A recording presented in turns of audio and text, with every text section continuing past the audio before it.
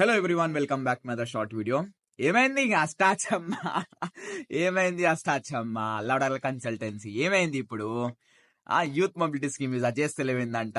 ఆయన కొత్త బండి తీసుకున్నంట. కంగ్రాచులేషన్ అప్ప. జావా బండి అది ఏందో నాకు తెలియదు. నీ అమ్మ చదువుకోలే నేను. అది ఏం బండో నాకు కొంచెం కామెంట్లో పెట్టు. నేను చూస్తాను బండి ఫోటోలు కూడా పెట్టు. కొంచెం బ్లాగ్ చేస్తేవి నువ్వు. ఎట్లా నువ్వు యూత్ మొబిలిటీ స్కీమ్ మీద బంద్ చేసుకున్నావు? ఎవ్రీ స్టూడెంట్ దగ్గర 5,000 మింగినావు. 2 సంవత్సరాల నుంచి అయితే మింగినావు. ఇప్పుడు నేను మింగుతానని నువ్వు బంద్ చేసినావు. అబ్బా ఏంద్రా నాయన, నువ్వు మారినావు. కొంచెం అయితే మారినావు.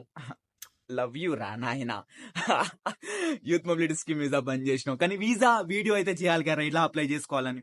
ఎందుకు రా నాయన, ఎందుకు చేయవు కదా అది? నువ్వు ఇలాంటి పనులు నువ్వు చేయవు. దొంగ నా కొడుకు కానీ విను. పైసల అప్లికేషన్ ప్రమోట్ చేసుకో. ఏదో వరల్డ్ ట్రాన్స్ఫర్, వరల్డ్ కొరియర్ అవి చేసుకోపో. నువ్వు చేయి బిడ్డ. మళ్ళీ వస్తా అంటే నువ్వు చేస్తేనే నువ్వు, నేను చేస్తేనే ఉంటా. నువ్వు బంద్ చేయి, నేను బంద్ చేస్తా. ఓకేనా? కొత్త బండి తీసుకున్నావు, ఊరి నాయన హెల్మెట్ పెట్టుకొని మంచిగా నడుపుకో. ఏదో కొటేషన్ బాగానే రాసినావు, ఎక్కడి నుంచి తెచ్చినావు. కానీ నువ్వు యూత్ మొబిలిటీ స్కీమ్ వీసా బంద్ చేసినావు. 20,000 మంది నీకు ఎవరన్నా మెసేజ్ చేసిల్లా? ఎవరన్నా 20,000 మంది అంట. వీడు పిచ్చి లేపుతాడు నాకు.